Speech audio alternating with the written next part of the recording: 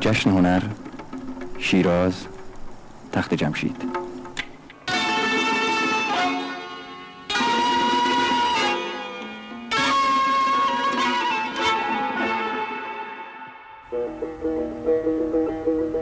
دهه 40 شمسی از یه طرف دهه رشد صنعت و جهانگردی و از طرف دیگه دهه رونق اقتصادی و بالا رفتن قیمت نفت بود. بدون شک نوینسازی ساختارهای اجتماعی و فرهنگی هم در دست کار بود و فعالیت‌های زیادی در این زمینه‌ها انجام گرفت. رادیو تلویزیون ملی ایران، انتشارات فرانکلین، امیرکبیر و خوارزمی، تالار رودکی، ارکستر ملی، تئاتر شهر، کارگاه نمایش و کانون پرورش فکری کودکان و نوجوانان در همین دوره به وجود آمدند و زمینه برای رشد هنرهایی چون سینما و تئاتر و شکلگیری رویدادهایی برای پیشرفت فرهنگی و هنری بیشتر از پیش فراهم شد.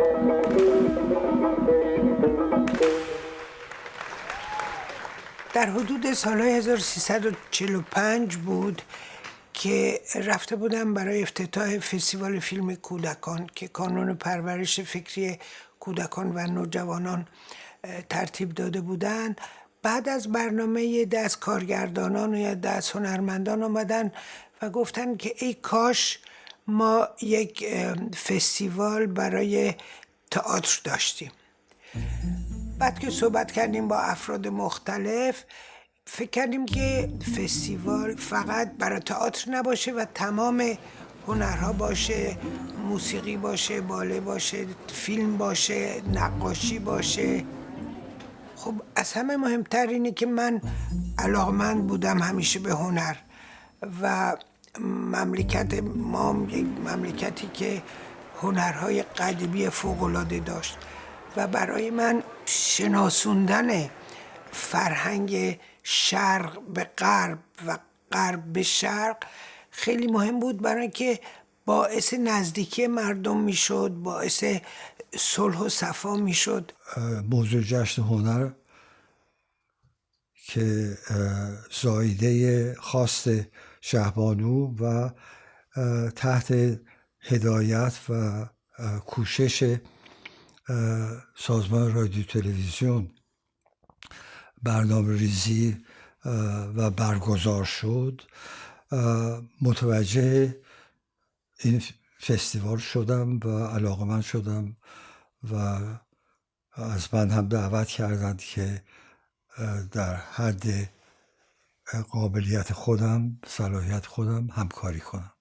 اولین باری که با ایده جشن هنر من مواجه شدم برام خیلی هیجان آور بود، چون مثل هر جوونه دیگه نام فستیوال که میاد برای شرکت در اون فستیوال، هر کسی دست در کار فرهنگ و هنر هست هیجان آوره.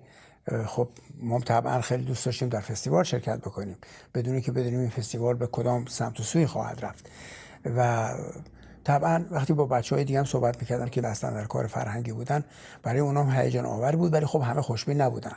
من جز خوشبینا بودم.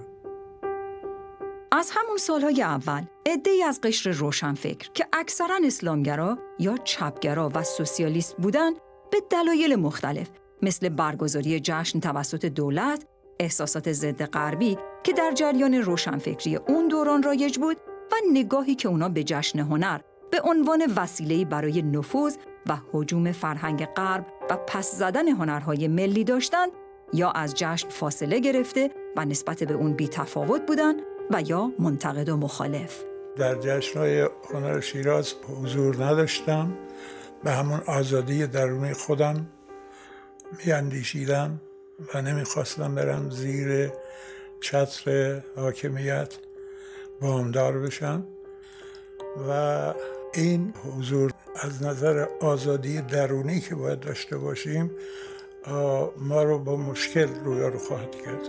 نمیشه و نرفتیم، در حقیقت بایکوت کردیم. جشن هنر یک هیئت امنا داشت که افراد مختلفی در زمینه‌های مختلف از دولت، از وزرا، از هنرمندان غیره تشکیل شده بود و یه هیئت مدیره بودجه‌اش دولت میداد و سازمان برنامه، تا اونجایی که اگه یادم باشه واقعا شروع شد با یه مبلغی مثل 600,000 تومان اون سال اول. بعدها تلویزیون ملی هم کمک میکرد و مهم اون بود که تلویزیون برنامه ها رو نشون میداد. در هیئت مدیره اگه درست یادم باشه آقای شادروان، دکتر مهدی بوشهری و فرخ غفاری هیئت مدیره بودن، زاون هاکوپیان از وزارت فرهنگ و هنر و رضا قطبی مدیر عامل بود. Reza was really the man who was not only organizing, but he was the essential man.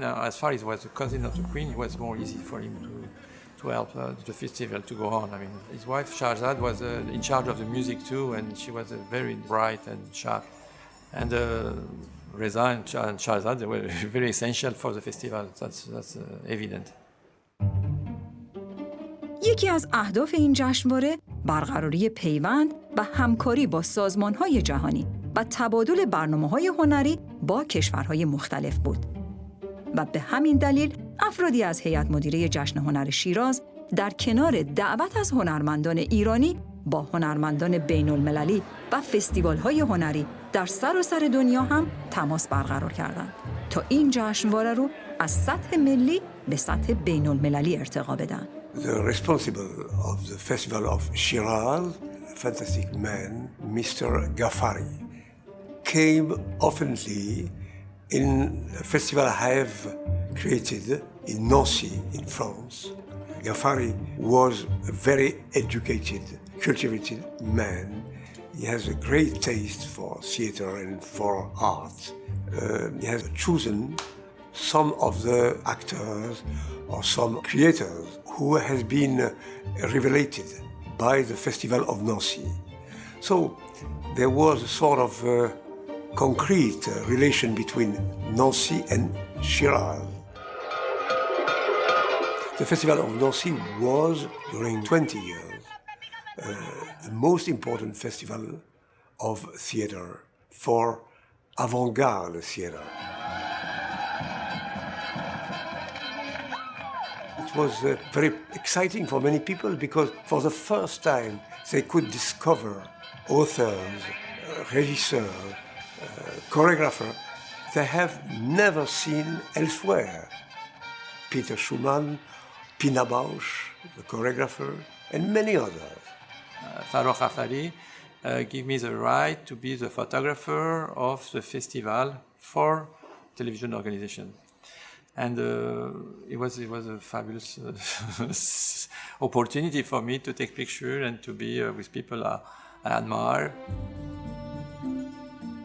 فکر کردیم کجا این برنامه بشه، برای اینکه تو تهران خب خیلی برنامه همه در پایتخت بود، در تهران بود، وزارت فرهنگ و هنر، تالار رودکی برنامه‌های مختلفی که داشت برای بله، برای رقص‌های محلی، برای ارکستر غربی، ارکستر ایرانی و همه چی در تهران اتفاق می‌افتاد. فکر کردیم که بهتره که بریم یک شهر دیگه در ایران. اول فکر کاشان رو کردیم، بعد دیدیم اونجور امکانات نیست، بعد اصفهان دیدیم اونجا اینقدر نمیشد، بعد فکر کردیم شیراز.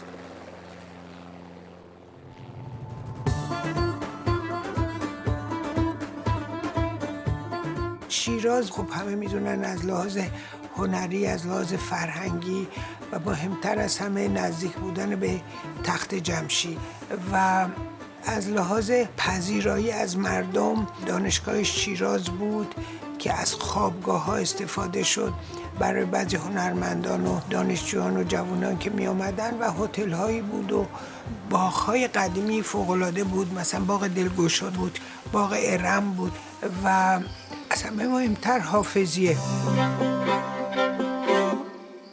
برای این شیراز انتخاب شد.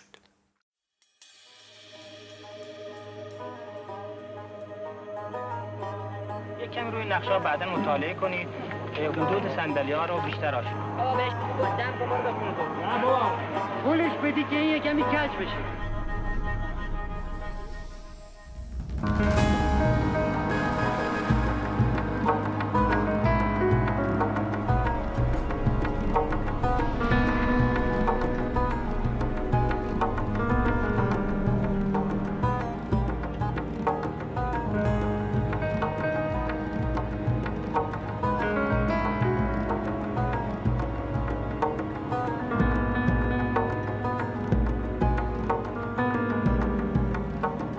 سرانجام جشن هنر شیراز در شهریور 1346 آغاز به کار کرد. جشنی که قصد داشت پلی باشه میان فرهنگ شرق و غرب. کوشش بر این بود که برنامه‌های متنوع هم از کشورهای شرقی، از خود ایران البته، و همچنین از کشورهای دیگر غربی هم گنجانده بشه در هر دو زمینه، موسیقی و تئاتر.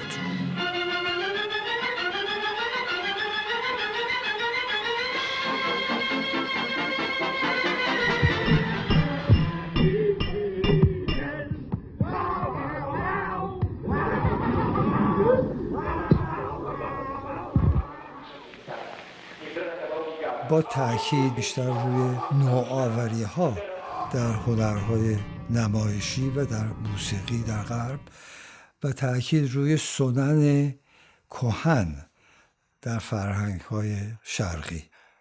جشن هنر شیراز خیلی مهم شد در منطقه و ممالکی در اون شرکت کردند. از ژاپن، از اندونزی، از مالزی، از هندوستان، از پاکستان، از افغانستان، ایران، از شمال، از روسیه، از غرب که دیگه تمام اروپای شرقی و غربی و آمریکا و آفریقا و میدونید تمام این ممالک شرکت میکردن و خب خیلی خیلی جالب بود.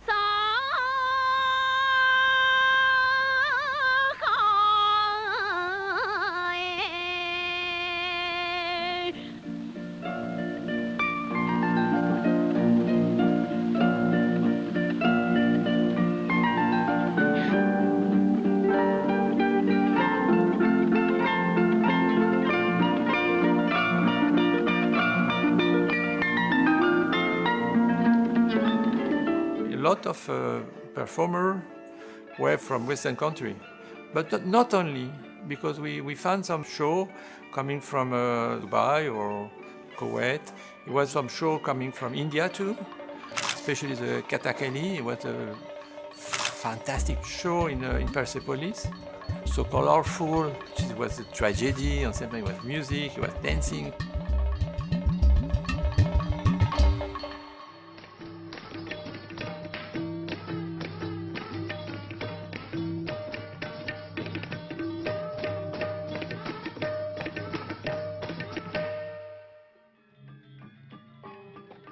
یه برنامه دیگه هم از بلی اومده بود، از گملون.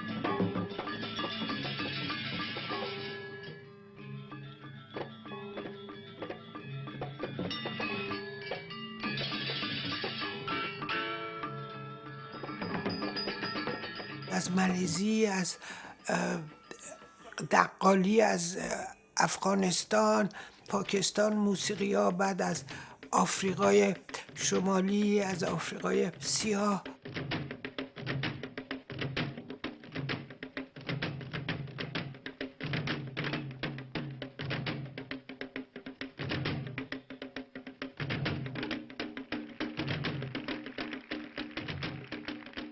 هر شب برنامه‌هایی بود. در آخر شب معمولاً از 11 شب به بعد در حافظیه.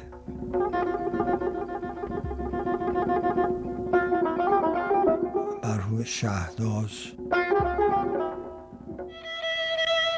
اصغر بهاری، فرامرز پایور،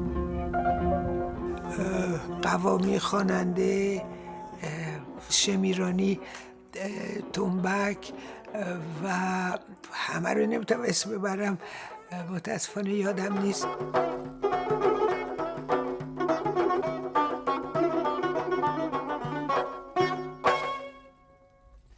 حافظی هم هیچ وقت فراموش نمی کنم.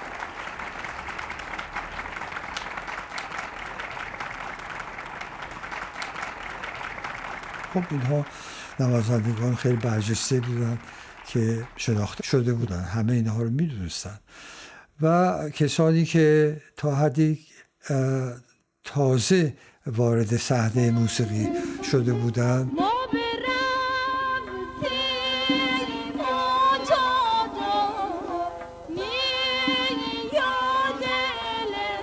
خوانندگانی مثل پریسا و شجریان. ای دریغ از رازداران یاد باد.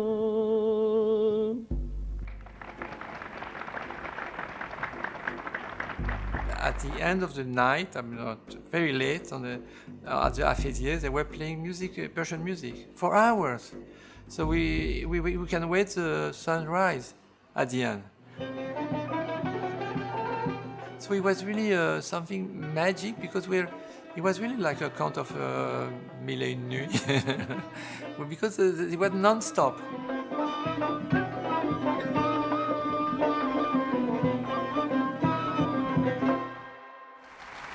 ارکستر مجلسی رادیو تلویزیون در حدود 15-16 نفر نوازنده داشت و در خود شهر تهران مرتب کنسرت میداد، در برنامه‌های تلویزیونی هم شرکت داشت و در جشن هنر مکرر آورده شد این ارکستر و برنامه‌های اجرا کرد، از جمله کارهایی از آهنگسازان ایرانی، از خانم فوزیه مجد، محمد تقی مسعودی و از خود من هم کارهایی اجرا شد در جشن هنر. و خب این مهم بود برای اینکه آهنگسازان ایرانی یک موردی یافتند برای اینکه هم کاری نو جدید بنویسند و همین که اجرا بشه و به توجه هموطنانشون برسه. بسیاری از هنرمندان مؤلف و مستقل به دلیل در اختیار نداشتن جایگاه‌های رایج هنری در ساختار جشنواره‌ای مورد توجه قرار گرفتند. تعدادی از این هنرمندان با ارائه آثار تجربی و متفاوت در جشن هنر که عرصه‌ای بین‌المللی هم بود، برای نخستین بار شناخته و به دنیای هنر معرفی شدند. بسیاری از کارگردانان تئاتر تجربیات جدید هنری خود رو که بعدها حتی به نوعی سبک تئاتری تبدیل شدند رو در جشن هنر شیراز به نمایش گذاشتند. کارگردانانی مثل یرژی گروتوفسکی که تئاتر تجربی یا بیچیز رو به دنیای نمایش معرفی کرد و یا پیتر شومان که بنیانگذار تئاتر نانا عروسک و در جشن هنر این فرصت رو پیدا کرد که این سبک تئاتری رو بیشتر تجربه کنه. The Polish Grotowski, a man who was at the time considered as a revolutionary man for theater, has been discovered in Nancy.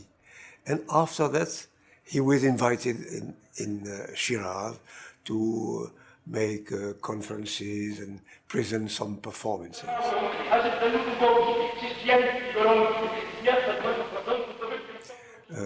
Bob Wilson also, who was discovered in Nancy, and the Festival of Shiraz has invited him for another performance. I had a play in 1971 in Paris, and it was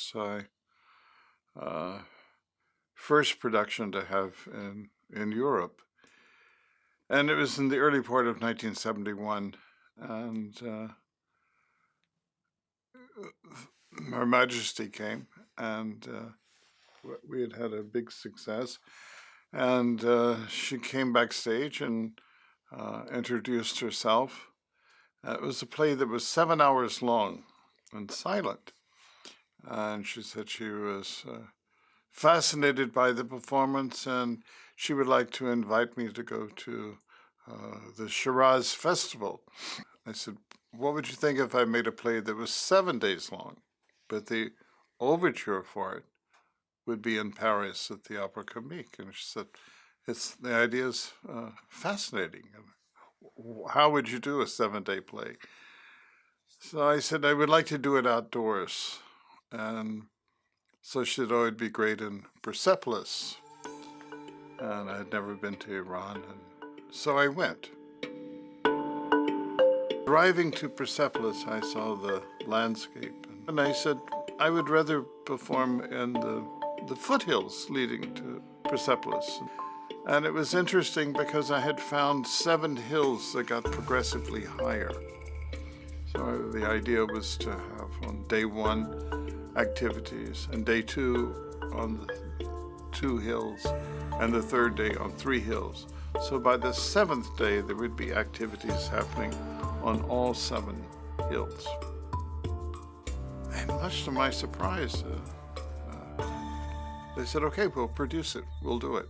It was called Camontaigne play, and it was a story on the mountain. The people were going up and down on the mountain, and the show was never ending. And that was fascinating. I mean, and the strange thing that the people of Shiraz, I mean, the students, because it was a university in Shiraz, they were coming, go back home, and coming back next day during nights, spending all night during the show, and the show was never ending. It was very strange to make a piece in these foothills because I was in someone's backyard. There were people who lived in these foothills that had never even been to Shiraz, which is nearby, just at the bottom of the foothills. And they were shepherds across the hills, and I couldn't kick them out of my play. I mean, they were already a part of it. The people who were participating in the play were very old people, very young people, people who spoke only Farsi, some people only spoke French, some people only spoke Portuguese or Japanese, but we had a common language. And especially in my work, because it's visual, so the play could be easily understood by anyone because there was no language barrier. Everybody was mixing, and everybody understand what happened. They were giving us just paper to tell you the story, so you can follow it. But he was playing all language, and everybody participated like he was in their own language. I did performances in Shiraz in a beautiful 17th century house, which were 4 8-sided buildings with a reflective pool of water. There were groves of orange trees and birds, parrots, or whatever in the trees. The landscape of Shiraz helped a lot. I mean, it was a lot of old house we can play in. I mean, I was talking about the Afesi for music, but it was Delgosha, the bar at Delgosha, with a beautiful garden in front of a very old house. It was a Japanese director who made a fantastic play. And the dramatic situation, it was translated more or less, because it was in Japanese, but we can understand the story. And suddenly the man went out of the building from the top, walking down the street to the bottom. So that was fascinating because we were like that. We didn't understand how you can come down straightly, and in fact he had a rope on the back. But it was amazing. Dariush, maybe you balance between E and F. آهنگساز یونانی اصل یعنی سناکس 2-3 بار کارهایی رو به سفارش جشن هنر ساخت و ارائه شد ولی توأم بود با یک برنامه در واقع نمایشی که از تپه‌های پشت تخت جمشید با آتش به سرعت می‌دویدن به پایین، توأم با موسیقی که در خود تخت جمشید اجرا میشد که اون موسیقی که او ساخته بود. اون یه خاطره خیلی خاصی در ذهنم قرار داده.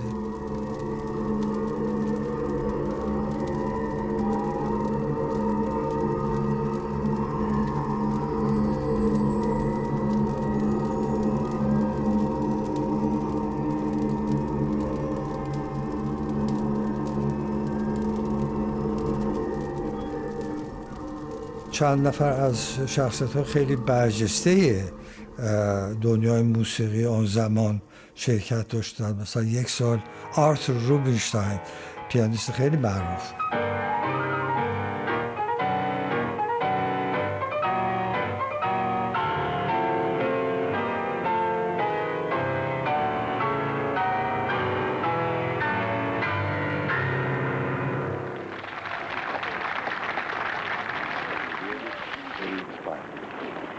I hope that it sounded.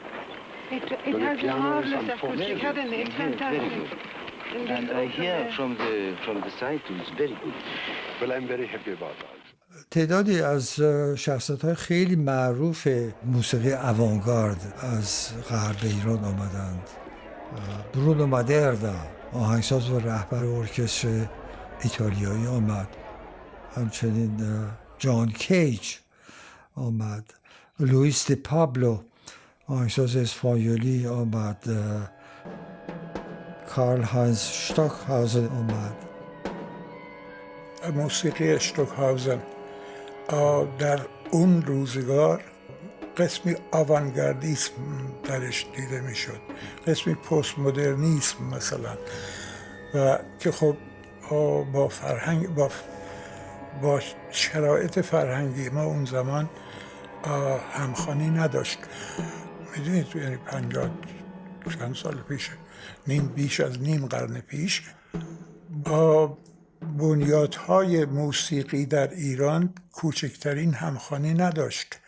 کسانی هم که میرفتند، البته عده‌ای که در اروپا درس خونده بودند و با مدرنیسم و آغازهای پست مدرنیسم بگیم آشنایی داشتند، خب البته که لذت می‌بردند، ولی آن گونه از موسیقی نبود که برای توده مردم ایران، برای فرهنگ ایران پذیرفتنی باشه.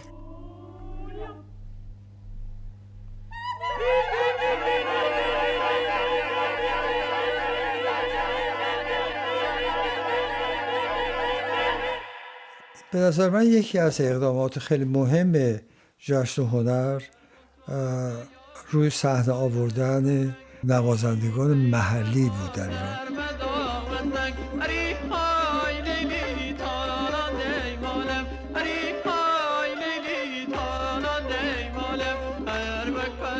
ایران کشور خیلی بزرگی است، مناطق خیلی دور افتاده و کوهستانیش و موسیقی‌های محلی خودشون دارن. یعنی در واقع تمام این کشور پهناور انواع موسیقی‌های محلی داره، رقص‌های محلی.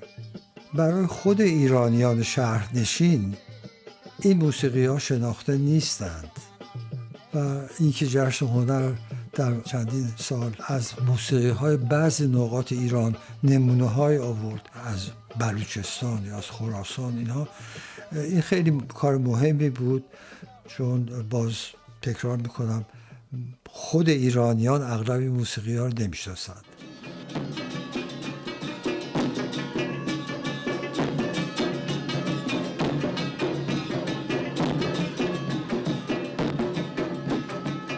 هفتمین جشن هنر شیراز با باله گلستان شروع شد.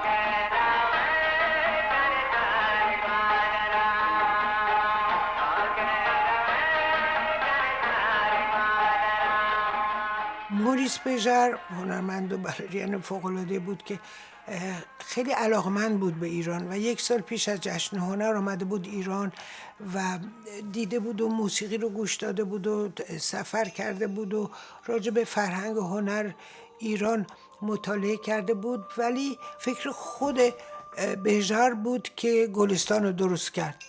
جشن هنر بهش نگفت که اسم گلستان رو گذاشت و رضوی سروستانی میخوند از اشعار مولانا که حیلت رها کن عاشقا، دیوانه شو دیوانه شو و در دل آتش درآ، پروانه شو پروانه شو. اصلا یه چیز فوق‌العاده‌ای بود یه همچی چیزی و این همین گفتگوی تمدن‌ها اینجوری شروع شد. اول برنامهش یه موسیقی که گذاشت که اصلا ما نمیدونیم چیه، از بلوچستان میامد و میدونی خیلی کسا مطالعه میکردن با این موسیقی های محلی، خیلی برنامه محلی بود. اصلا موقعی که اینو خوندن توی تخت جمشید الزتم بودن اتفاقا یه چیزی و رقصنده جورجدون اهل ارژانتین یه چیز فوق‌العاده‌ای بود. First time he was showing this ballet, he was absolutely fabulous. And I was on my taking picture everywhere, trying to take as much picture that I can.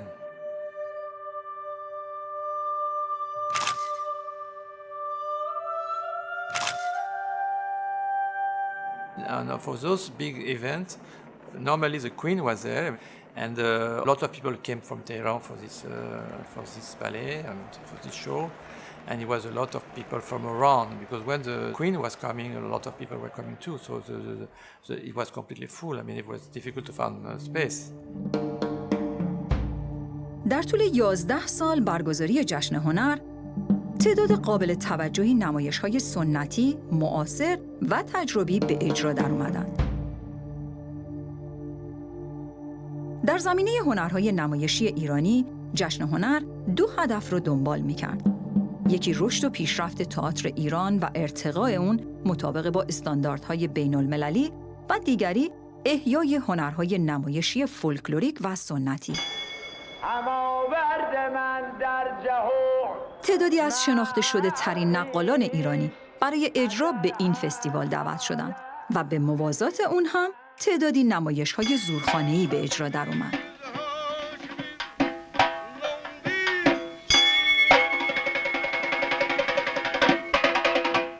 در کنار نمایش‌های زورخانه‌ای و نقالی، اجرای تعزیه هم نقش مهمی در احیای هنرهای نمایشی سنتی داشت.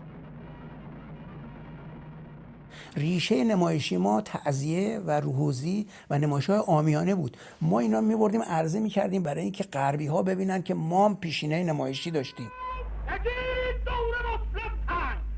مثلا خود من وقتی من تعزیه رو می‌بردم در جشن هنر که قصد روزخوانی نداشتم، که من قصد نداشتم جنبه‌های مذهبی تعزیه رو اونجا نشون بدم. تعزیه‌ای که ما در جشن هنر اجرا می‌کردیم زیر عنوان نمایش کهن ایرانی اجرا می‌شد، نه به اسم تعزیه، چون واقعا هنوزم من معتقدم، همیشه اعتقاد داشتم و بسیاری با من هم عقیده هستن که نمایش تعزیه اسمش تعزیه است، ولی در واقع اسم فارسی درستش شبیخوانیه.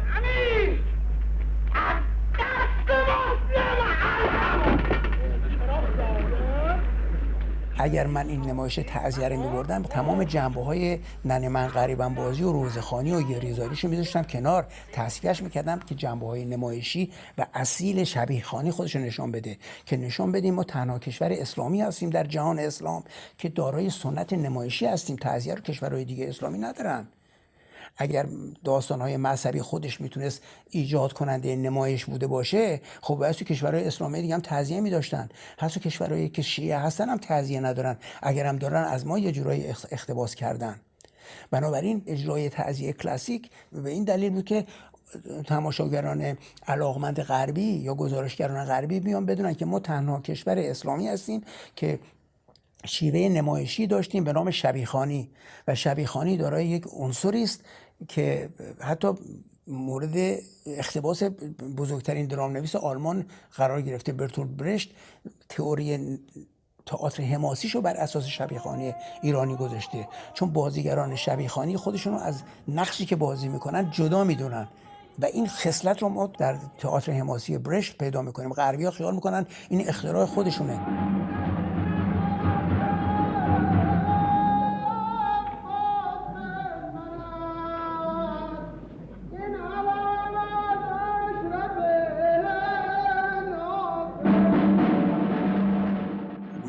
Privilege and the chance to see a ceremony of Taziye. For us, it was very interesting to discover how this ceremony belonging to the Iranian origin was remarkable from an aesthetic point of view, and how the people were singing, speaking something very original, very strong, and very emotive. این بود دستگاه شاه جهان، این بود نعش باغت اینارو. اتل و متل تسمیه، جلسه دیگه رسمیه. شهر قصه از نمایش‌های برجسته دیگری برگرفته از فرهنگ عامیانه ایران بود که در سال 1347 به نویسندگی و کارگردانی بیژن مفید در جشن هنر به نمایش درآمد و تبدیل به میراثی ماندگار از این هنرمند شد. میل نره. قسم بخور. سر شده جون شما. مگم بخور. از نمایش‌های فولکلور ایرانی که بسیار هم مورد استقبال تماشاچیان قرار گرفت، فالگوش به نویسندگی و کارگردانی پرویز صیاد بود. وقتی فالگوش رو ما اجرا کردیم، فالگوش در یه محلی اجرا شد که بیشتر از 200 جا نداشت. محلش یک قهوه‌خانه بود به نام قهوه‌خانه کرامت در شیراز. خب ما فکر می‌کردیم خب 200 بیشتر جا نداره، ولی آنچنان استقبال شد که ما مجبور شدیم در یک روز 4 بار این نمایش رو اجرا بکنیم. یعنی درست مثل سینمایی که میذارن 4 سانس نشون میدن از صبح ساعت 10 تا 12 2 تا 4، همینطور این ما تئاتر زنده ما همینطور سانس بعد از سانس در یک روز، چون یه روز هم بیشتر به ما وقت نداده بودن، 4 بار اجرا شد. جوانان خیلی شرکت میکردن، جوانای دانشگاه که براشون بلیطای مثلا 100 تومن میدادن، میامدن هم خوابگاه رو تمام 10 روز میموندن، هم برنامه ها رو مجانا میامدن. مخاطبان جشن هنر معمولاً تماشاگران تحصیل کرده مملکت بودن یا کنجکاوانی بودن که دوست داشتن که ببینن آخرین تحولات در زمینه نمایش، به خصوص نمایش‌هایی که از خارج کشور دعوت میشن به جشن هنر، چی بوده. خب این طبقه معمولا طبقه هستن کنجکاو، علاقمند به مسائل فرهنگی و بیشتر هم تحصیل کرده. ما عده‌ای تماشاچی داشتیم برای جشن هنر که از تهران می اومدن و همونها بیشترین سر و صداها رو ایجاد میکردن، ولی خوشبختانه به علت وجود دانشگاه پهلوی در شیراز ما یه نسل، یه قشر جوان طالب هنرها هم در شیراز داشتیم و چون تکه تکه پخش میشد بعداً در تهران هم اجرا میشد، این است که اثر خودش رو میتونست در ایران هم داشته باشه. هر سال هنگام برگزاری جشن هنر شیراز یک فضای کاملا فرهنگی برای مدتی در سراسر کشور ایجاد میشد و فستیوال فیلم، مجموعه کنسرت‌های کلاسیک در تالار رودکی تهران، نمایشگاه‌های مختلف و کنگره‌های شعر و تاریخ در ایام قبل و بعد از جشن در شهرهای دیگه کشور برپا میشد. شهر شیراز هم از اواخر دهه 40 بیشتر به هنردوستان و گردشگران خارجی معرفی شد و به تدریج با احداث هتل‌های مدرن و مجهز و بازسازی و مرمت بناهای تاریخی و اماکن عمومی، روند توریسم این شهر سیر صعودی چشمگیری داشت. جشن هنر شیراز باعث تشکیل کارگاه نمایش شد. کارگاه نمایش کسانی رفتند سراغش که همه اینها به نحوی در خارج از ایران یا تئاتر رو به معنای کاملش خونده بودن و عمل کرده بودند و کسانی از فرانسه و ایتالیا و دیگر که یا یه دوره در مشغول تئاتر آموزی بودن یا نبودن یا به هر حال آدم‌های نوپردازی بودن.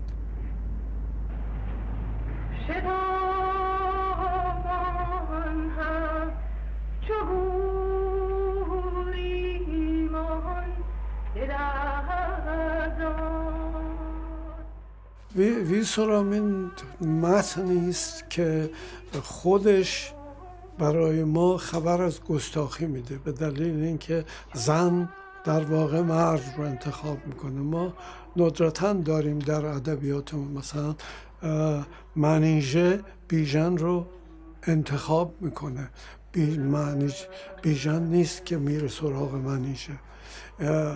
این نمونه های نادر که یکیش هم در ویسورامین هست، خانم مهین تجدد این رو به صورت پیس در آورد.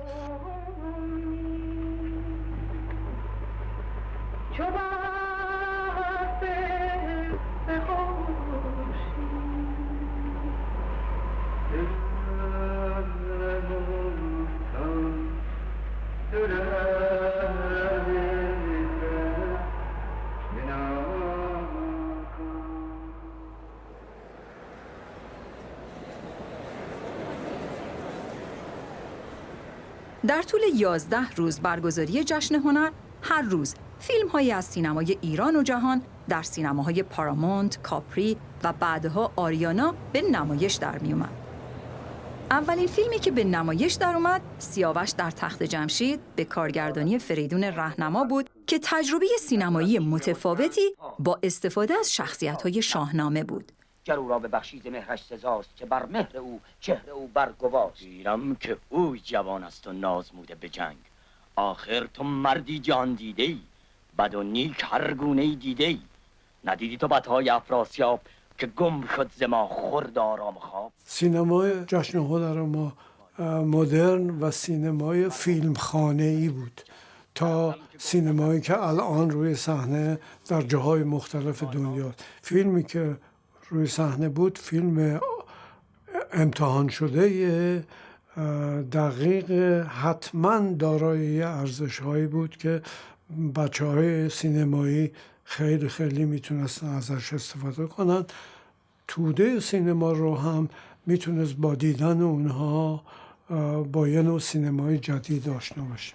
فیلم علف که یکی از فیلم‌های مستند مربوط به کوچ عید بختیاری که قدیم‌ترین فیلمی است که ما از این موضوع در اختیار داریم، اینها همه یک میدان نمایشی برای دیدار کننده از جشن هنر باز می‌کرد که تا اون موقع شاید براش ناآشنا بوده. انگار حواست یه جای دیگه است. حواسم؟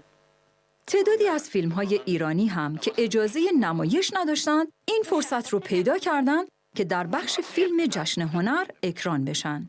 فیلم‌های آرامش در حضور دیگران به کارگردانی ناصر تقوایی در 4مین دوره و فیلم‌های گاو و دایره مینا به کارگردانی داریوش مهرجویی هر کدام به ترتیب در 3مین و 8مین دوره به نمایش در اومدند. یادم هست که فیلم دایره مینا که خودم هم توش یه رول بازی کردم برای مهرجویی، با اشکال نمایش روبرو شد. اشکالش هم این بود که چون مسئله خون فروشی در اون فیلم مطرح میشه و صحنه‌های خیلی فجیع جامعه رو برملا میکنه که شما برای رسوندن خون به مصدومین با چه بهای نازل و با چه دلال هایی که توی این کار هستند این کار انجام میشه، به همین علت با مخالفت روبرو شد. اداره نمایش بهش مجوز نداد، با اینکه این با اجازه فریدون علا ساخته بود که اون موقع رئیس بخش انتقال خون تهران بود. باید صبر کرد. باید 856 تا جلسه و کمیسیون و کوفت و زهر ما رو دیگه بکنن. ما اگه بخوایم به امید اینا بشینیم ما باید تا قیامت صبر کنیم. در طول سالهای برگزاری جشن هنر، فضای بازی در مطبوعات برای بیان انتقادات و نارضایتی‌ها از جشن وجود داشت. به خصوص در سالهای 1355 و 56 تعدادی از تئاترهای آوانگارد و نوگرای جشن که گاهی در اماکن عمومی هم اجرا می‌شد، با اعتراض قشر مذهبی و سنتی روبرو شد و انعکاس این اعتراضات در مطبوعات به حدی گسترده شد که جشن هنر به طور کلی به زیر سوال رفت. یکی به خصوص که خیلی ایراد گرفتن، یه برنامه مجار بود که گفتن نمیدونم نشون دادن تجاوز شده غیره، اینو علم کردن ولی در حقیقت این نبود. چی بگم دیگه، اگه اجازه نمیدادیم میگفتن آزادی نیست، اگه اجازه میدادیم میگفتن زیادی جلو رفتن دیگه. برصد اونایی که ایراد میگیرن. امروز که من به گذشته فکر میکنم، مخالفان جشن هنر رو تو ذهن خودم به دو دسته تقسیم میکنم. مخالفانی بودن که به دلیل اینکه جشن هنر و به خصوص تلویزیون که به هر حال معرف جشن هنر بود در سطح گسترده مملکت، در واقع نماینده تجدد افراطی و تحمیلی از نظر اونها به حساب می آمد و اون تجدد رو به خصوص روشنفکرهایی که گرایش‌های مذهبی داشتن مثل جلال آل احمد و اعوان انصار اونا بر نمیتافتن. به این دلیل، به خاطر اینکه جشن هنر و تلویزیون معرف یک تجدد افراطی و تحمیلی است، خودشون راه افراط میرفتن در انتقاد کردن به جشن هنر. یعنی در واقع به خاطر مخالفت با تجدد نمایی با خود تجدد هم افتادن به مخالفت و این قسمت کارشون در واقع خودش افراط به معنای واقعی بود. فرهنگ در حقیقت پدید آمده تضاد دو نمود، یکی سنت، دیگری نوآوری، و تضاد این دوست که فرهنگ رو هم نگر میداره هم پیش میبره. سنت در حقیقت نگاهبان فرهنگه، نوآوری پیش برنده فرهنگه. اگه سنت نباشه مثل فرهنگ مثل دودی که تو باد بیفته میپراکنه، از میان میره. و از سوی دیگه اگر نوآوری نباشه، فرهنگ چون آبی که در مرداب بمونه میگنده در خودش. برای که فرهنگ بمونه سنت لازمه، برای که فرهنگ پیش بره ما به نوآوری نیازمندیم. اما نوآوری ها دو گونه‌اند، نوآوری های به هنگام و نوآوری های نابهنگام. نوآوری به هنگام نوآوری است که با گوهره سنت های ماندگار تضاد جنگ نداشته باشه. این چگونگی اگر در برنامه‌های جشن رعایت میشد، حتما موفقیت جشن بیشتر میشد، تردیدی نیست. در کل البته خاطری تاریخی خوبی است که شهبانو از خودش به یادگار گذاشت، اما از نظر به هنگام بودنش من شک دارم. برای بسیاری از بچه‌های تحصیل کرده خود ایران هم واقعا تازگی داشت. مثلا فرض بفرمایید که تماشاگری که علاقمند بود به کار تئاتر، وقتی میرفت به جشن هنر، تئاترایی که میدید همه نوع تئاترای آوانگارد و نوع به اصطلاح مدرن کشورهای دیگه بود که میامد به ایران. مثلا هاملت رو هیچ وقت علاقمندان به تئاتر تو ایران ندیده بودن، ولی اولین هاملتی که به جشن آمد بود اسمش بود هاملت در زیر زمین، یعنی یک برداشت کاملا سوپر مدرن از هاملت کلاسیک. حالا شما توجه بفرمایید که وقتی که هنر در غرب به صورت نقاشی و موسیقی و تئاتر و سینما به طرف مدرنیته میره و آوانگارد میره، برآمده از یک پیشینه کلاسیک خودشه. اون پیشینه کلاسیک رو تماشاگر ایرانی نمیشناسه، هیچ وقت هاملت ندیده، حالا پارودی هاملت و طنز روی هاملت رو میبینه. بنابراین این یک شناخت کاملا درستی از هاملت و تئاتر کلاسیک غرب که برای ما نمیاره که، چون بچه‌ها یاد میگرفتن آوانگاردهای بیریشه، یعنی در واقع اون وقتی که آوانگارد از غرب می اومد، تئاتر آوانگارد اونجا بر اساس ریشه غربی بود که اون ریشه رو ما تماشاگر ما نمیشناخت. توده مردم کلا خیلی محافظه‌کارن و به نظرشون میاد که از جهاتی جشن هنر خلاف اون سنن و اون مبانی اعتقادی و فکریشون حرکت میکنه، که البته به نظر من هر اقدامی که آگاهی رو فراتر ببره، آشنایی با واقعیات جهان، با حرکت‌های نوین که اعتبار یافته و وجود داره، چشم رو بستن و گوش رو بستن به این چیزها، خود رو فریب دادن است. When you are responsible of such an event, you have to be a little in advance. You have to show new frontiers. And so sometimes you could have some misunderstandings.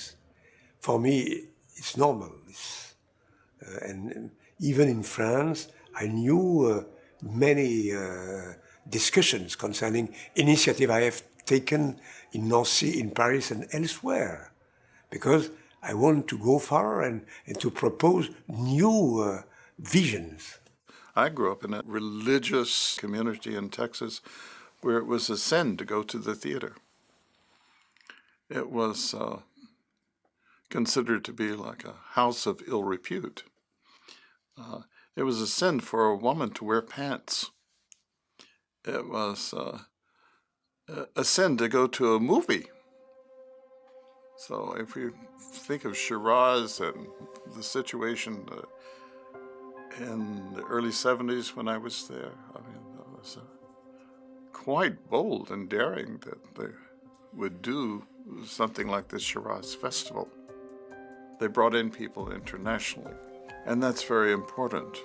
If we want to be a cultural capital, we need to know what is happening in Afghanistan, what is happening in Bahia in the jungle, what is happening with the Eskimos. من موافق نیستم به این که هر کاری که جشن هنر ارائه داده ضد فرهنگ و ضد هنر بوده. آخه چرا باید اصلا چنین استنباطی داشت؟ برای اینکه لااقل حسن نیت که وجود داشت. اگر در اجرا ممکن بود بعضی وقتا یه نواقصی پیش بیاد، یه کاری اونطور که پیش بینی میشد از آب در نیاد، وقتی که خب بالاخره کاری دعوت میکردن از فرهنگ میومد، خب میشناختنش چی بوده دعوت میکردن، ولی از دیگه نمیدونستن که مردم چه نسبتی، چه عکس العملی نسبت به این کار مدرن یا آوانگارد نشان میدن. اون دیگه نمیتونن حدس بزنن. ولی اینی که اگر ما استنباط بکنیم که فرهنگ هنر میخواسته پس بزنه فرهنگ عامیانه و فرهنگ اصیل ایرانی رو، پس چجوری میخوایم تعبیر کنیم ارائه نمایش کهن ایرانی مثل تعزیه و مثل موسیقی اصیل ایرانی رو به چه باید تعبیر کرد؟ من کاملا با این نظر مخالفم. جشن هنر شیراز پدید اومده، پیش اومده، ترتیبش دادن تا ایران رو غرب زده کنن مثلا. نه، این یه اندیشه بسیار بسیار به نظر من ابلهانه است، واقعا ابلهانه است. ولی بودند کسانی که چنین بیاندیشند که اومدن هر غربی به ایران باعث غرب زدگی ایران خواهد شد. اگه چنین باشه خب از ماشین هم باعث غرب زدگی ایران میشه، ریشتراش هم همینطور، رادیو تلویزیون هم هرچی که از غرب میاد میشه تعبیرش کرد که این کوشش به غرب زدی کردن ماست.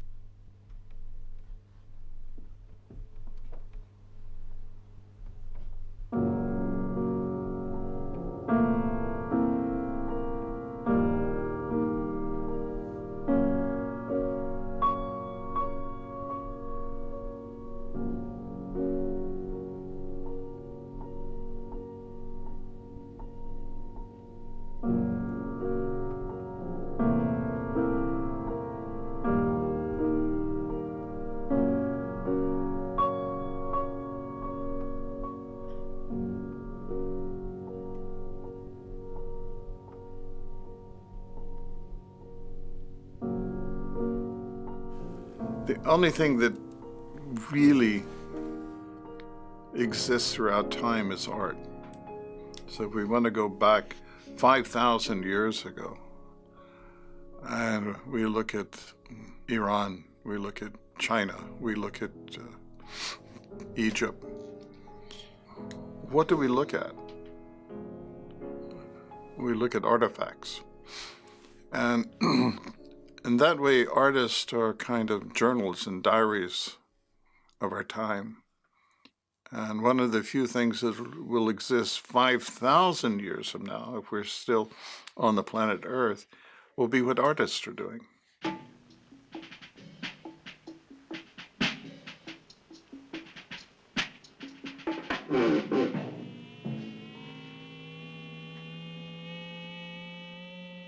صنعت با هنر تنها یه تفاوت داره. تفاوتش در اینه که صنعت تولید انبوه میکنه، هنر تولید تک. و روی تولیدهای صنعتی میشه بها گذاشت ولی روی تولیدهای هنری نمیشه. صنعت رو میشه آموخت ولی در هنر یه عنصر ناآموختنی هست که اینا صنعت جدا میکنه. اما با این گونه نمودها هیچ فرهنگی غرب زده یا شرق زده نمیشه.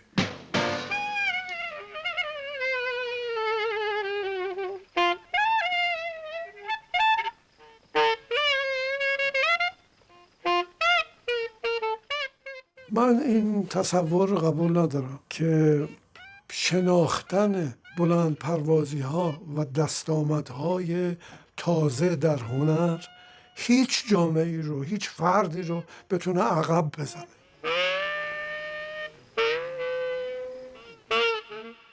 ولی اگر افراط در نوآوری‌های خاصی باشه که برخورنده مثلا میشه برای یک جامعه بکنه، اون اثر برخورنده مثل هر چیز برخورنده خواهد بود، باز هم اون نمیتونه جامعه ما رو عقب بزنه.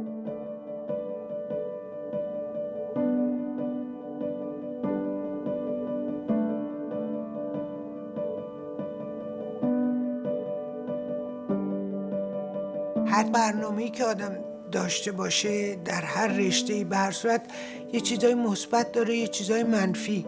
منم نمیگم که جشن هنر هر چیزی درش بود مثبت و فوق‌العاده بود. به هر صورت یه ایده خوششون نمیامد، شاید یکی دو تا برنامه خود منم خوشم نیامد. به طور کلی جشن هنر و کارهایی که شد در اون زمان برای ایرانی که به جلو میرفت و پیش میرفت یه جشن فوق‌العاده‌ای بود.